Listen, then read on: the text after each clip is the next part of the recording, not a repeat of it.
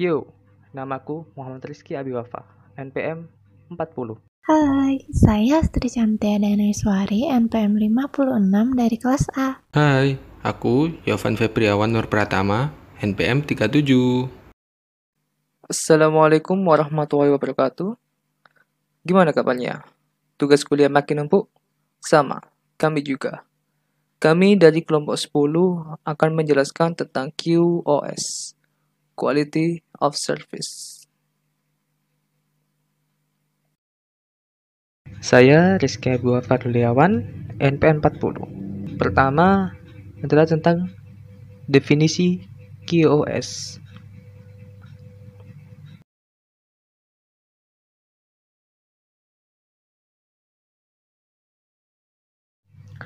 QoS atau Quality of Service adalah kemampuan suatu jaringan untuk menyediakan layanan yang baik dengan menyediakan bandwidth, mengatasi jitter, dan delay. QoS sangat ditentukan oleh kualitas jaringan yang digunakan. QoS dibutuhkan untuk meminimalkan risiko packet loss, delay, latency, delay variation atau jitter, untuk meyakinkan performance, mixing paket data, dan suara pada jaringan yang padat, dan dapat mengoptimalkan queues untuk memprioritaskan layanan, misalnya traffic voice. QoS didesain untuk membantu end user atau klien menjadi lebih produktif dengan memastikan bahwa user mendapatkan performasi yang handal dan aplikasi-aplikasi berbasis jaringan. QoS merupakan suatu tantangan yang besar dalam jaringan berbasis IP dan internet secara keseluruhan. Tujuan dari QoS adalah untuk memenuhi kebutuhan-kebutuhan layanan yang berbeda menggunakan infrastruktur yang sama. Berikut gambar ilustrasi antrian pengiriman informasi dalam telekomunikasi.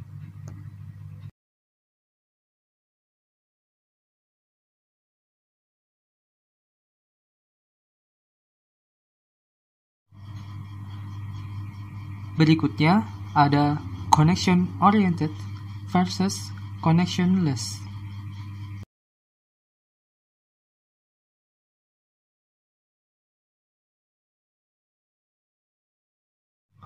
Pertama, connection oriented.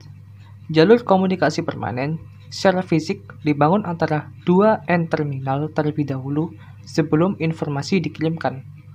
Istilah yang sering digunakan untuk kondisi ini disebut connection oriented. Peristiwa ini biasanya terjadi pada jaringan circuit switch seperti PSTN dan PLMN.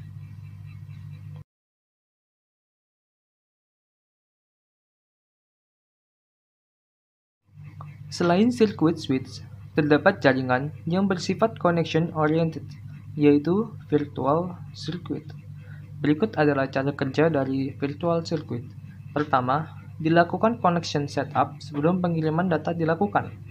Kedua, setiap paket memiliki visi pengenalan. Ketiga, penetapan routing dilakukan sekali untuk semua paket. Dan yang terakhir, semua paket akan melalui rute yang sama. Di bawah gambar ilustrasi antrian pengiriman informasi dalam telekomunikasi.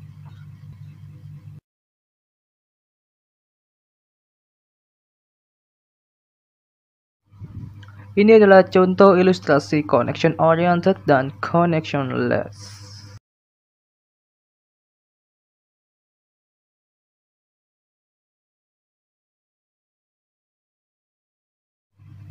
Masing-masing paket akan dikirimkan ke jaringan secara independen, tidak tergantung pada rute paket sebelum atau sesudahnya.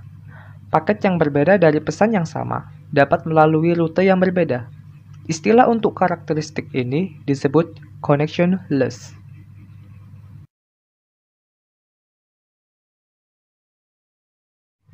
Peristiwa ini biasanya terjadi pada jaringan packet switch seperti TCP atau IP, frame relay, ATM, dan sebagainya. Berikut contoh ilustrasi packet switch.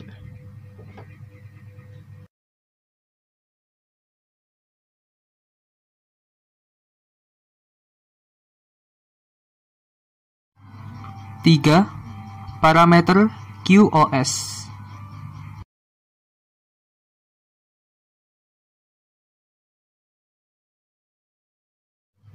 Parameter pertama adalah throughput, yaitu kecepatan transfer data efektif yang diukur dalam bps, bit per second.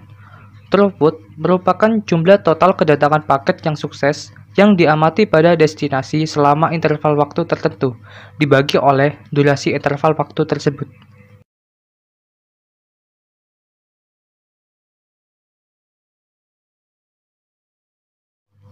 Parameter yang kedua adalah packet loss, suatu parameter yang menggambarkan suatu kondisi yang menunjukkan jumlah total paket yang hilang. Dapat terjadi karena collision atau tabrakan dan congestion atau kemacetan pada jaringan, dan hal ini berpengaruh pada semua aplikasi karena retransmisi akan mengurangi efisiensi jaringan secara keseluruhan meskipun jumlah bandwidth sudah cukup dan tersedia untuk aplikasi-aplikasi tersebut.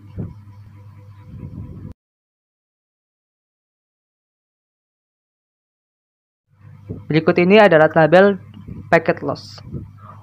Untuk kategori degradasi sangat bagus, packet loss 0%, bagus 3%, sedang 15%, dan jelek 25%. Selanjutnya akan dijelaskan oleh Hastri. Saya, Sri Cantia Dana Iswari, NPM 056, akan melanjutkan materi. Yang ketiga yaitu delay atau latensi.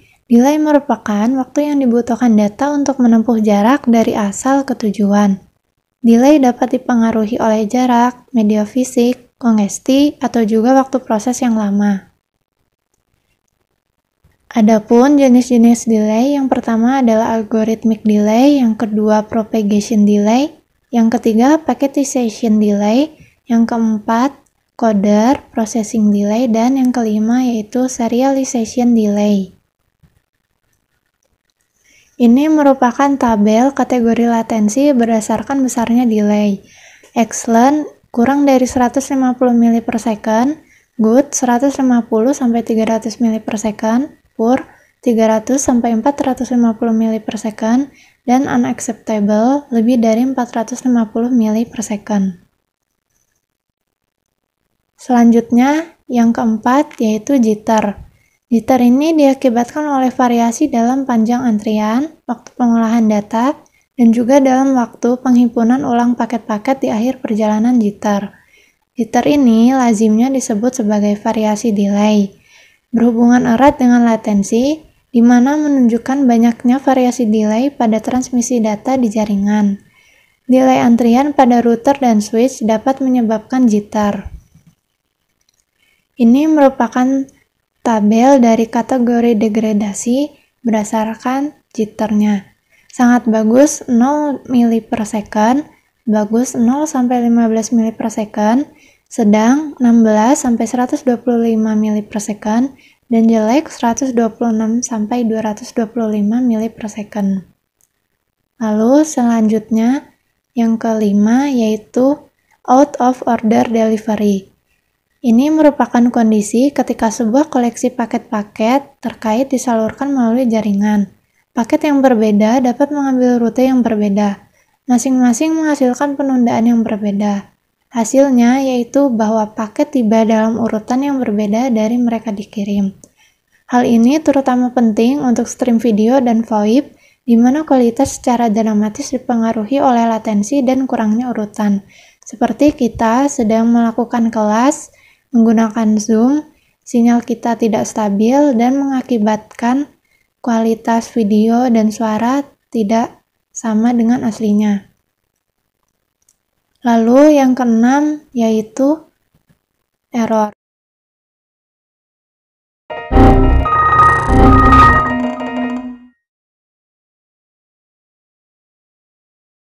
$80,000 impressions later. Would you please stop imitating me? It is starting to get very annoying. Kadang-kadang paket yang rusak karena kesalahan disebabkan oleh kebisingan dan interferensi, terutama dalam komunikasi nirkabel dan kabel tembaga panjang. Receiver harus mendeteksi ini untuk meminta informasi yang akan dipancarkan kembali. Lalu selanjutnya yaitu yang ketujuh, Mean Opinion Score. Merupakan kualitas sinyal yang diterima biasanya diukur secara subjektif dan objektif. Metode pengukuran subjektif yang umum dipergunakan dalam pengukuran kualitas speech coder adalah ACR atau Absolute Category Rating yang akan menghasilkan nilai MOS atau Mean Opinion Score. Ini merupakan tabel konversi skala rating ke nilai MOS. Excellent nilainya 5, good nilainya 4, fair nilainya 3, poor nilainya 2, dan bad nilainya 1. Lalu selanjutnya yaitu ada yang ke-8, echo cancellation. Untuk menjamin kualitas layanan voice over paket dan juga echo karena delay yang terjadi pada jaringan paket, maka perangkat harus menggunakan teknik echo cancellation. Persyaratan performansi yang diperlukan untuk echo canceller harus mengacu standar internasional yaitu ITU G165 atau G168. Ini merupakan ilustrasi dari sinyal echo. Selanjutnya yaitu yang ke-9, ada post dial delay atau PDD. PDD ini diizinkan kurang dari 10 detik dari saat digit terakhir yang dimasukkan sampai mendapatkan ringing back. Ini merupakan ilustrasi dari post delay ketika menelpon menggunakan pulsa. Selanjutnya masuk ke subtema yang keempat, penyebab QoS yang buruk. Yang pertama yaitu redaman. Jatuhnya kuat sinyal karena pertambahan jarak pada media transmisi. Setiap media transmisi memiliki redaman yang berbeda-beda, tergantung dari bahan yang digunakan. Lalu yang kedua, yaitu ada distorsi. Distorsi merupakan fenomena yang disebabkan bervariasinya kecepatan propagasi karena perbedaan bandwidth. Ini merupakan ilustrasi dari bandwidth, dan yang kedua adalah analogi dari bandwidth. Bandwidth ini dianalogikan sebagai garis pada jalan raya. Network devices itu seperti lampu merah, stop, dan packets adalah seperti kendaraan.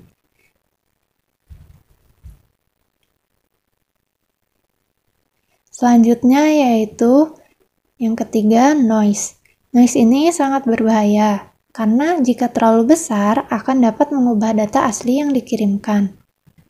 Ini merupakan ilustrasi dari noise.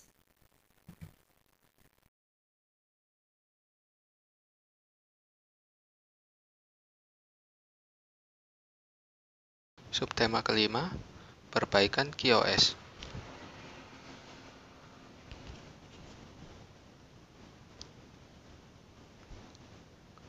Dalam usaha menjaga dan meningkatkan nilai QoS, dibutuhkan teknik untuk menyediakan utilitas jaringan, yaitu dengan mengklasifikasikan dan memprioritaskan setiap informasi sesuai dengan karakteristiknya masing-masing. Contohnya, terdapat paket data yang bersifat sensitif terhadap delay, tetapi tidak sensitif terhadap paket loss, seperti VoIP. Ada juga paket yang bersifat sensitif terhadap paket loss, tetapi tidak sensitif terhadap delay, seperti transfer data. Untuk itu perlu dilakukan pengklasifikasian paket dan pengurutan prioritas paket dari yang paling tinggi sampai terendah. Berikut adalah gambar klasifikasi dan prioritas paket. Ada juga gambar ilustrasi menggunakan QoS dan tanpa QoS dalam berkomunikasi.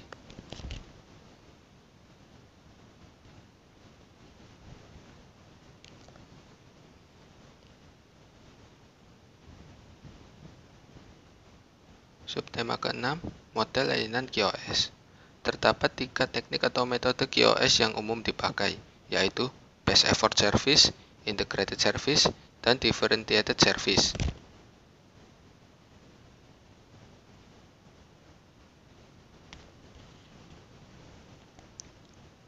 Pertama, Best Effort Service. Sesuai dengan namanya, model QoS Best Effort merupakan model service yang dihantarkan kepada penggunanya akan dilakukan sebisa mungkin dan sebaik-baiknya tanpa ada jaminan apapun. Jika ada sebuah data yang ingin dikirim, maka data tersebut akan dikirim langsung begitu media perantaranya siap dan tersedia.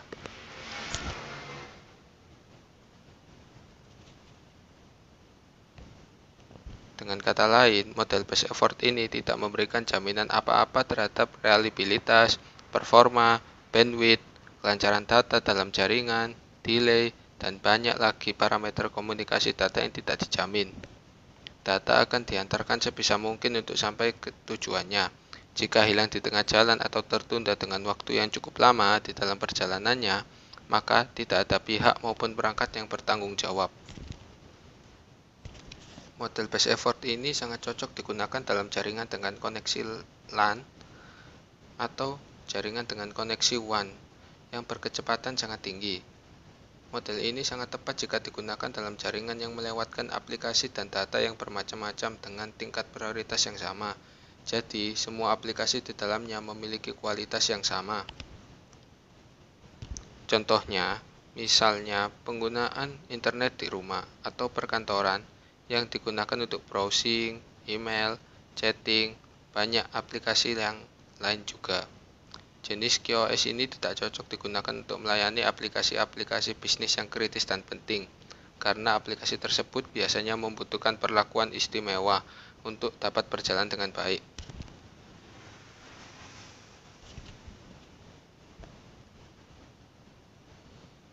Kedua, integrated service. Integrated Service Model atau disingkat InServ merupakan sebuah model QoS yang bekerja untuk memenuhi kebutuhan berbagai macam QoS, berbagai perangkat, dan berbagai aplikasi dalam sebuah jaringan. Dalam model InServ ini, para pengguna atau aplikasi dalam sebuah jaringan akan melakukan request terlebih dahulu mengenai service dan QoS jenis apa yang mereka dapatkan sebelum mengirimkan data. Request tersebut biasanya dilakukan dengan menggunakan sinyal-sinyal yang jelas dalam proses komunikasinya.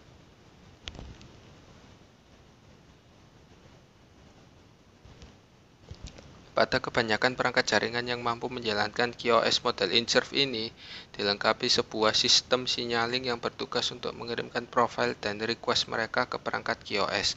Sistem signaling tersebut sering disebut dengan istilah Resource Reservation Protocol, RSVP. RSVP merupakan protokol signaling khusus untuk keperluan QoS. Protokol ini menggunakan info dari routing protokol untuk menentukan jalur terbaik menuju ke suatu lokasi.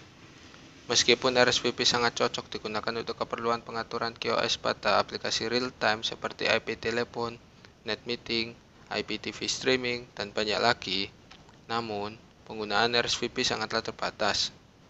Penggunaan RSVP sangat terbatas dikarenakan semua perangkat yang berada dalam jaringan yang mendukung QoS service ini harus mendukung sistem signaling RSVP. Selain itu, sistem signaling juga sangat haus akan proses CPU dan kapasitas memori. Dengan demikian, penggunaannya tidak terlalu meluas.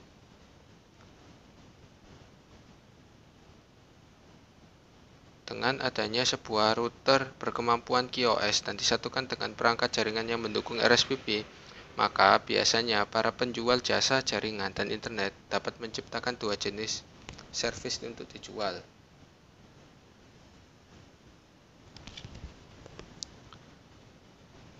Yang pertama, Guaranteed Rate Service. Pihak penyedia jasa akan menjamin bandwidth dan kualitas yang akan digunakan oleh pengguna atau sebuah aplikasi. Alokasi bandwidth sengaja dicadangkan oleh perangkat QoS untuk pengguna tersebut. Service jenis ini sangat cocok digunakan untuk memberikan kualitas yang baik pada aplikasi-aplikasi real-time seperti video conference. Yang kedua, Controlled Load Service. Service ini bekerja dengan cara menjaga agar pengguna dan aplikasi di dalamnya dapat selalu mendapatkan kualitas jaringan dengan delay yang rendah dan throughput yang tinggi meskipun jaringan dalam kondisi sibuk dan padat. Service ini dapat diciptakan dengan adanya RSVP dengan bantuan oleh teknologi Wake Random Early Detection atau WRED.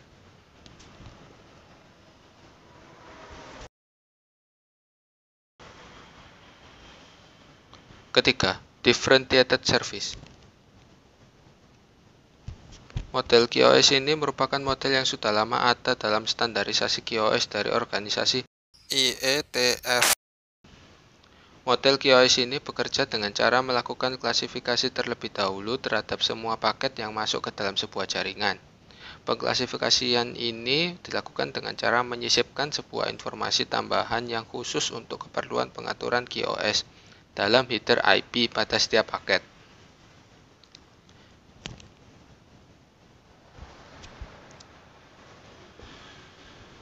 Informasi untuk proses klasifikasi pada field IP header atau dengan kata lain proses klasifikasi pada layer 3 standar OSI ada dua jenis, yaitu IP precedence dan differential service code point atau biasa disebut DSCP.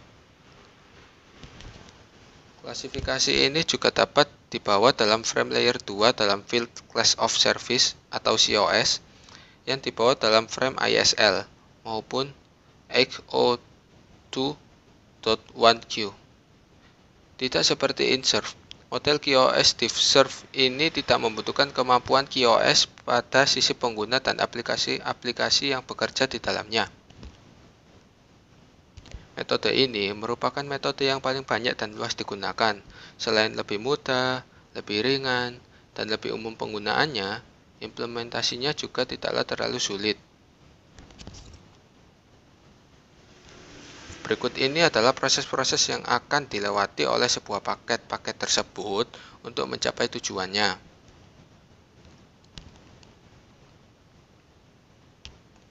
Pertama, marking.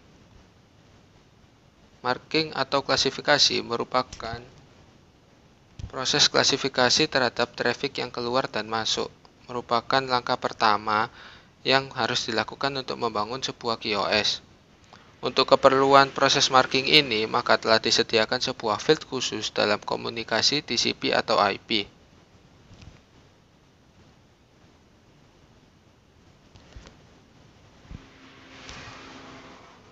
Berikut ini adalah beberapa pertimbangan yang harus Anda lihat sebelum menggunakan field mana yang akan Anda gunakan. Yang pertama, marking yang dilakukan pada frame layer 2. Dapat digunakan untuk menandai data yang bukan berdasarkan komunikasi IP. Yang kedua, layer 2 marking merupakan satu-satunya opsi yang dapat digunakan pada perangkat yang tidak menggunakan IP sebagai protokol komunikasinya. Yang ketiga, layer 3 marking dapat membawa informasi QoS dari si pengirim sampai ke si penerima data, atau biasa disebut end-to-end marking. Yang keempat, perangkat jaringan lama yang sudah berumur biasanya tidak dapat mengenali sistem DSCP yang diberikan pada header IP. Kedua, metering.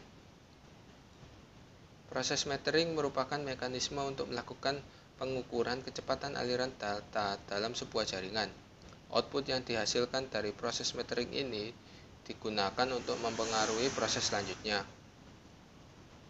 Output proses metering biasanya dilakukan sesuai dengan Committed Information Rate atau CIR yang telah dijanjikan.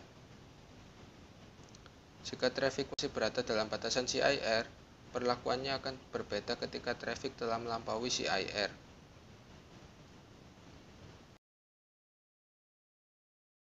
Ketiga, shaping. Proses shaping merupakan proses untuk membatasi aliran data yang melampaui batas-batas yang telah ditentukan melalui CIR. Kebanyakan proses shaping dilakukan pada traffic yang menuju ke luar perangkat. Mekanisme shaping yang banyak digunakan ada 3 jenis, yaitu generic traffic shaping, frame relay traffic shaping, dan VC shaping. Keempat, scheduling. Proses scheduling seperti telah disebutkan sebelumnya, merupakan proses pengaturan keluar masuknya antrian dari paket-paket data yang dianggap melebihi CIR yang telah ditetapkan. 3 jenis sistem scheduling yang paling banyak digunakan adalah first in first out atau FIFO, wake fire queuing atau WFQ, dan class based wake fire queuing atau WFG. Proses terakhir yaitu dropping. Ketika penumpukan terjadi akibat QoS ini, maka dalam kondisi tertentu, paket-paket menumpuk tersebut akan di-drop atau dibuang. Proses dropping juga memiliki beberapa mekanisme, yaitu dropping weight random early detection, flow based weight random early detection, dan commit access rate.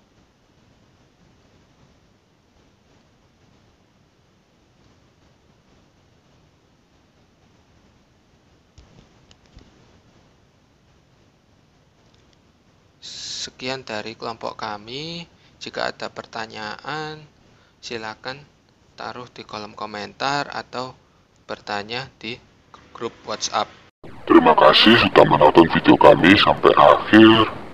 Jangan lupa tekan tombol merah di bawah, jempol ke atas, dan sekian dari kelompok kami.